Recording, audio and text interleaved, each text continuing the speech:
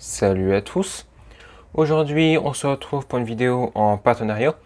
J'ai reçu aujourd'hui 2 lampes LED qui m'ont été envoyées gratuitement par un vendeur qui m'a contacté, vendeur Amazon. Vous retrouverez le lien des 2 produits en description comme d'habitude. Il doit également y avoir un petit code promo. Bon, voilà. Après, vous faites ce que vous voulez. Mais déjà, ce que je peux vous dire d'emblée, c'est que bon, j'accepte pas des placements de produits comme ça n'importe comment. J'en reçois très régulièrement. Mais là, ça tombait à pic parce que bon, je connais des personnes qui se sont fait malheureusement cambrioler pendant les fêtes de fin d'année. Et malheureusement, leur porte d'entrée, tout ça, leur cours, c'est derrière la maison, c'est pas à rue, c'est pas éclairé. Donc les voleurs n'ont pas été dérangés. C'est pour ça que je vais leur installer donc ce projecteur avec panneau solaire. Et le deuxième, j'en ai pas besoin, j'en ai pas utilité. Donc j'essayerai de vous le faire gagner. Alors ça sera ce modèle-là, hein, parce que le vendeur n'a pas voulu m'en envoyer 2, hein, ça voilà. Je lui ai demandé pourtant, mais bon, il l'a pas fait. De toute façon, c'est pas grave, je ferai attention au produit, je vous le remballerai tel quel et j'expédierai à ma charge de toute façon. Pour cette vidéo, j'ai principalement me concentrer sur ce premier projecteur. Celui-là, je le ferai dans cette vidéo ou une autre vidéo, je vais voir, tout dépend combien de temps je mets pour faire ce produit-là. Après, on verra. De toute façon, voilà, je suis franc avec vous, j'ai pas été payé, on me les a envoyés gratuitement et je dis ce que je veux. Donc, je l'ai déjà ouvert, ce produit-là, je vous avouerai, je l'ai reçu il y a 4 heures. Hein. J'ai remballé comme c'était, à peu près. J'ai remis un morceau de scotch, comme ça au moins ça fait plus un déballage en live, tout ça. Bon, c'est pour vous montrer un petit peu comment c'est. J'ai juste pris en main le truc 5 minutes le produit, qui est commercialisé à 33 € et je vais vous donner quand même mon ressenti sur le produit lorsque je vais le déballer. Bon. Déjà, de base, c'est expédié par Amazon, donc c'est un emballage Amazon que ça arrive, hein, obligatoirement. Après, on a ce carton-là à l'intérieur. J'ouvre le carton, clac, clac, un coup de cutter ici, voilà. À l'intérieur, donc qu'est-ce qu'on va retrouver? Donc, dans un premier temps, on a un manuel d'utilisation. On va se concentrer rapidement, 30 secondes là-dessus quand même, pour voir ce qui est raconté dedans. Est-ce qu'il y a du français, tout le tralala. Donc, déjà ici, on a un premier papier, garantie, tout ça. On a du français, c'est bien. La marque, voilà, Sola, bon, c'est la garantie. Je vais pas attarder longtemps dessus. Je vous démêle ça en vitesse. Là, on a à peu près toutes les langues. Et le plus important, c'est le français. Ensuite, on va avoir un petit papier, bon, Sola, voilà, qui, si on veut leur envoyer un message, il y a une adresse mail, tout ça, là. Voilà. On a la notice qu'on verra juste après, et on a ici tout ce qui est fixation. Donc on a des fixations pour le projecteur, on a des fixations pour le panneau solaire. Je mets ça de côté et je reprends le manuel d'utilisation. Donc au niveau des langues, on a de l'anglais, de l'allemand, du français, de l'espagnol et de l'italien. Le français, ça va être entre la page 17 et la page 24. Donc on va voir les consignes de sécurité pour l'installation. Donc il recommande à 2,50 m. Également, il a indiqué qu'il faudra laisser 10 cm autour du produit. Des petits exemples d'applications. Ici, ce qui est contenu à l'intérieur. Donc on va voir le luminaire, un panneau solaire, un accu 1850 livré avec. On a les compartiments, les vis et chevilles, la plaque de montage, tout ça. Bon, un petit peu de tout. Il nous explique un petit peu comment le poser. Ici, on a un petit peu tous les ajustements de la tête. On voit que ça peut s'incliner à 90 degrés. Bon, on verra tout ça plus en détail par la suite, mais on a un petit peu tout ce qui est indiqué. On a également ici, on nous indique qu'il peut pivoter de 90 degrés dans les deux sens au niveau du capteur infrarouge. On a les différentes portées, 3 mètres pour 10 pieds, 10 mètres pour 33 pieds. On a également la portée à ce niveau-là, sur un autre angle qui est représenté. Ici, on a tout ce qui est réglage, les modes, tout ça. Bon, c'est bien expliqué. Vous faites pause. Je vous laisse faire pause, voilà. Après, on a tout ce qui est détection, tout ça, tout ce qui est indiqué. Là, il nous indique un petit peu comment ça fonctionne. Les différentes LED, quand ça recharge, il y a une LED bleue. Voilà. Bon, je vous laisse faire pause. Hein, je ne détaille pas des masses là-dessus. On nous indique conception hybride, tout ça, les informations sur la batterie, le panneau solaire, etc., etc. Et ici, tout ce qui est caractéristique. Donc, on va avoir un rappel des différentes luminosités par rapport au type d'alimentation, la couleur des LED, la puissance de consommation. Bon, ça, 18 watts, ça me paraît beaucoup. On vérifiera ça ensemble de toute façon. Puissance consommée, ça également, j'ai un énorme doute. On vérifiera ça de toute façon. Puissance de charge, ça serait la puissance du panneau solaire, 17,5 watts. Ça me paraît beaucoup. On vérifiera bien entendu. Après, on est en hiver, donc ça sera à prendre bien entendu avec des pincettes. Courant de veille, 0,05 mA. On vérifiera. On a bien une accu 1850 qui est incluse, je vais vous la montrer après. Et ensuite, c'est 2 batteries de type D qu'il faudra mettre si on veut passer en mode secours. Et pour terminer, on a des LED OSRAM, 60 pièces au total, donc 20 par projecteur quand on en a 3, de dimension 28-35. Bon, je ne vais pas attarder plus longtemps de toute façon sur la notice. si vous achetez le produit, vous aurez tout le temps de la lire, mais là j'ai feuilleté un petit peu tout à ce niveau-là. Donc on va quand même déballer le produit. Donc là, dans un premier temps, on a le panneau solaire. Bon, petit panneau solaire. Au niveau des dimensions du panneau solaire, donc j'ai mesuré un peu, on est sur à peu près 15 cm par 8 par 9. Bon, c'est à peu près c'est à la louche que j'ai fait. Au niveau d'articulation, il est également indiqué qu'on peut l'orienter un peu dans tous les sens. Bon, j'avouerai que c'est assez dur à l'orienter. On a même limite peur, en tout cas ça c'est mon ressenti, de casser le plastique. Parce que, je sais pas si vous entendrez, mais c'est assez compliqué. Après également, on peut tourner ici la partie en 360 qui est indiquée. Donc on va voir. Bon, effectivement, on peut tourner. Après, ça reste assez compliqué. Et voilà, on force vraiment dessus. Après, c'est mon premier ressenti, je vous le dis comme ça franchement. On a du câble, je ne l'ai pas mesuré, je vous l'afficherai la longueur ici. J'ai essayé de regarder un petit peu partout, j'ai trouvé nulle part sa longueur, donc je vais le mesurer manuellement. Et ensuite, on a le projecteur LED que je vais venir tout de suite. Dans l'emballage, après, on a du papier bulle, donc ça va, c'est plutôt bien protégé. Donc ici, nous avons 3 parties LED, 3 panneaux LED, donc ça a l'air pas trop mal. En tout cas, ce que je peux dire pour l'instant, première prise en main, c'est qu'on a une qualité de fabrication qui est très correcte. Après, voilà, c'est ma première prise en main à voir à l'usage, mais ça a l'air très correct. On peut orienter tout le bloc de 3 LED un peu dans tous les sens. Par contre, ça fait du clic-clic. C'est assez casse-oreille pour une utilité que je vois pas, sincèrement, pourquoi ça fait clic-clic. Mais voilà, on a une rotation qui peut se faire à peu près de 90 degrés, je dirais, mais pas de plus. Ici, nous avons donc les 3 panneaux. Bon, bien entendu, c'est pas démontable, donc je pourrais pas démonter pour voir tout ça.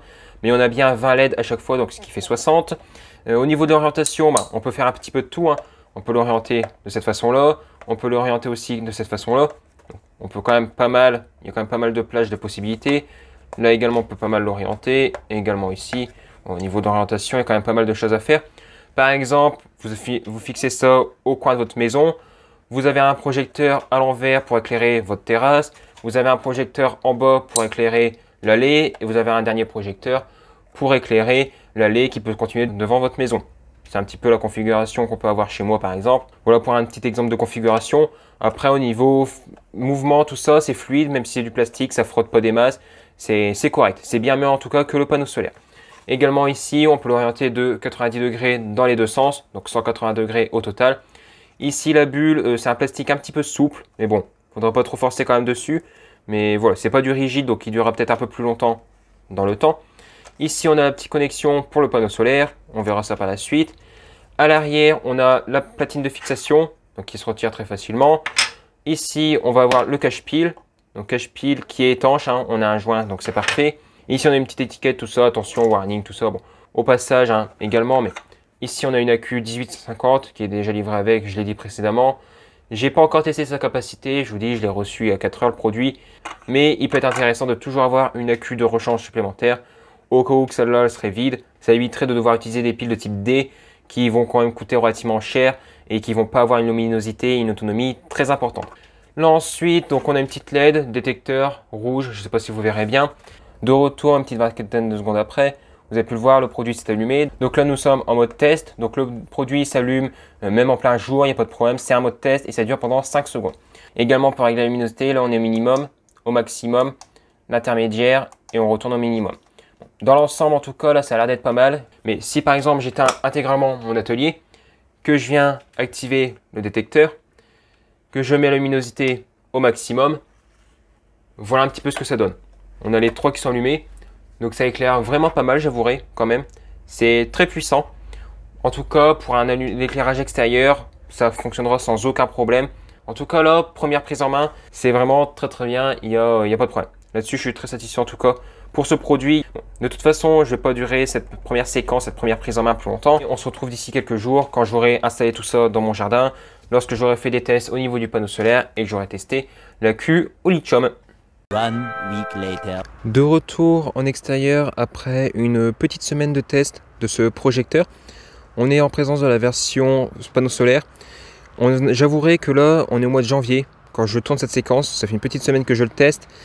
Et au niveau soleil, on n'a pas grand chose. Donc c'est pas pertinent que je vous parle du soleil. J'ai fait quelques tests au niveau du panneau solaire.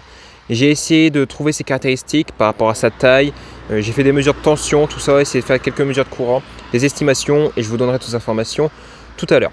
Sinon, après cette petite semaine de test, bon, je suis relativement satisfait de ce produit. Ça manque aucun problème. Il détecte super facilement une personne. Il éclaire vraiment bien.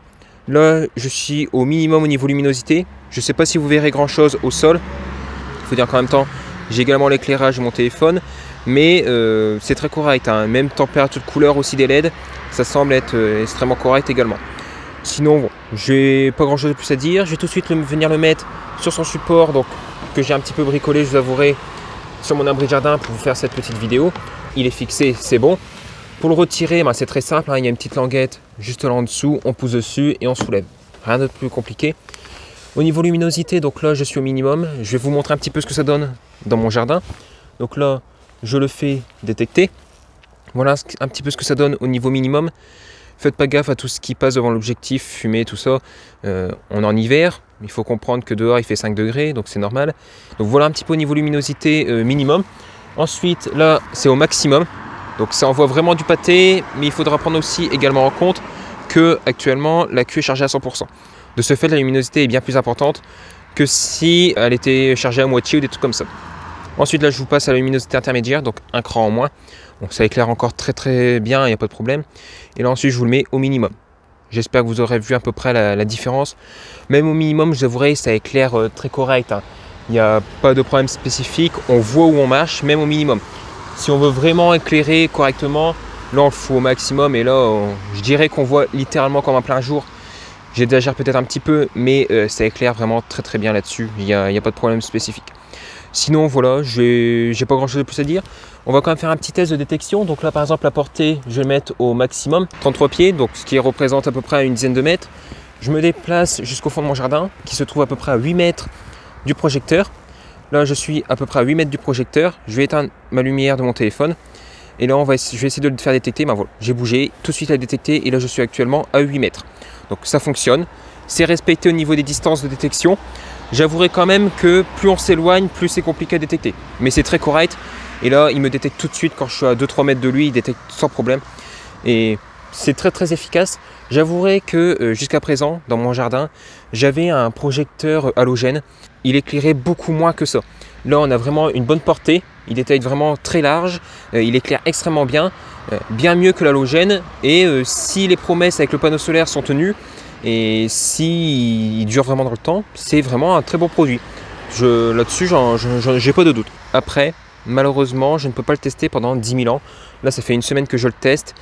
Si jamais je constate des problèmes par la suite, dans le temps, tout ça, je n'hésiterai pas à vous le souligner et à refaire une vidéo à ce sujet, bien entendu. Bon, j'arrête pour ce petit test en extérieur et on se retrouve immédiatement à l'atelier. De retour à l'atelier. Pour cette troisième et dernière partie de vidéo, je vais essayer d'être le plus concis possible pour éviter que la vidéo dure trop longtemps. On commence tout de suite avec le poids du produit. Donc là, j'ai retiré tout ce qui est AQ1850 ainsi que les piles LR20. Donc c'est le poids du produit à vide. Nous allons donc avoir un poids de 566 grammes. Avec une AQ1850, on est maintenant à 610 grammes. Et avec les deux piles LR20 en plus, on monte à 862 grammes. Maintenant, concernant la consommation du produit, je vous afficherai donc maintenant la consommation avec uniquement l'AQ1850 qui est chargé à 100%.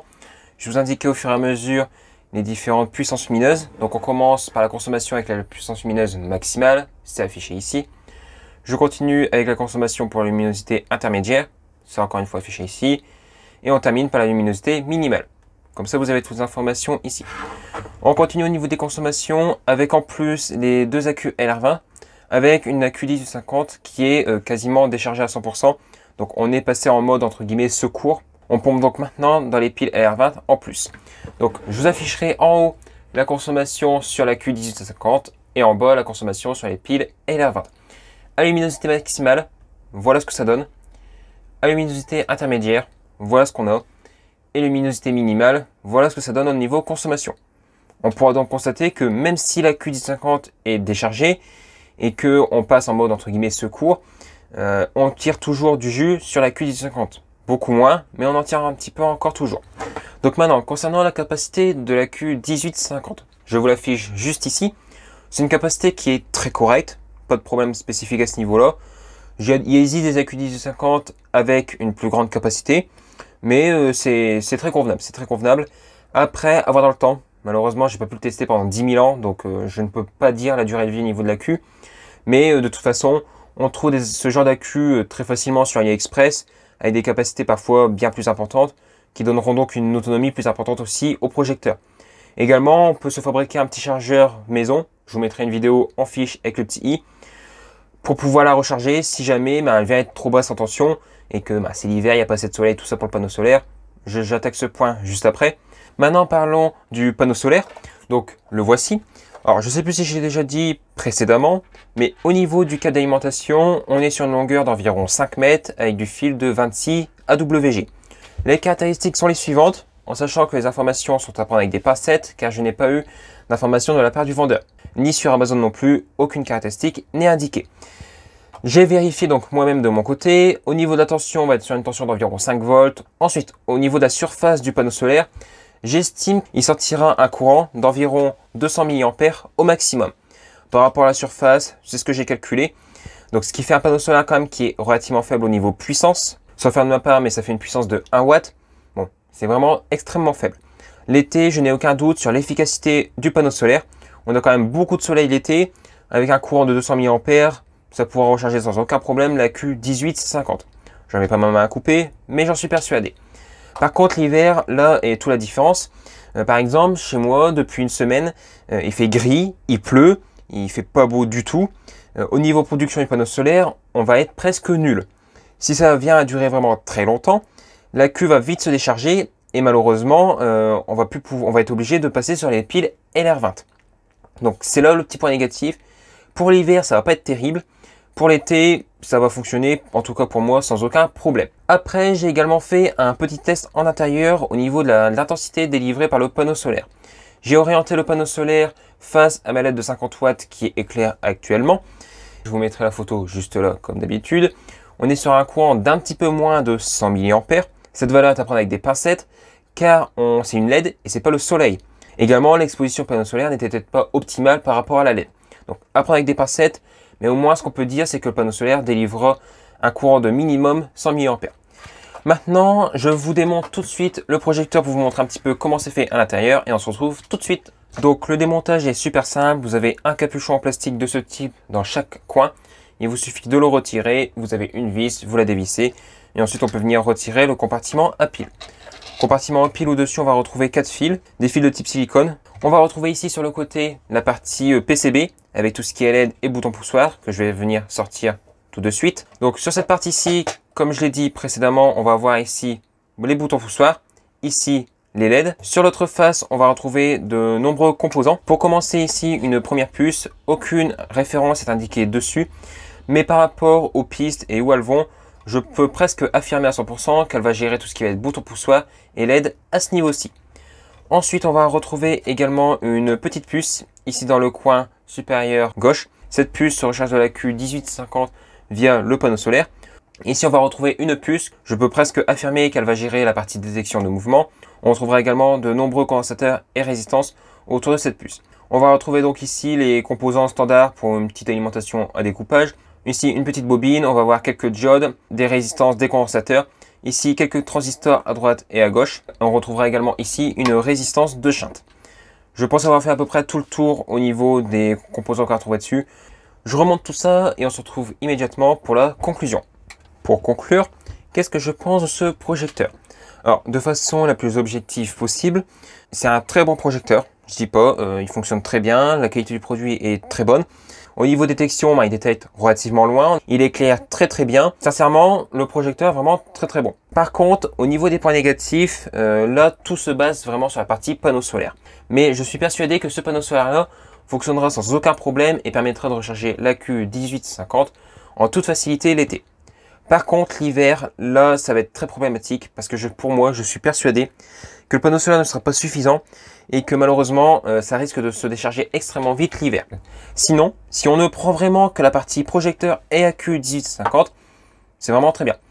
Je souligne également, mais en point positif, on a quand même une AQ qui est livrée avec et en plus, une AQ qui a une capacité très correcte. Après, voilà, je ne vais pas épiloguer dessus pendant 10 000 ans. Est-ce que je vous recommande l'achat? Oui, sans aucun problème.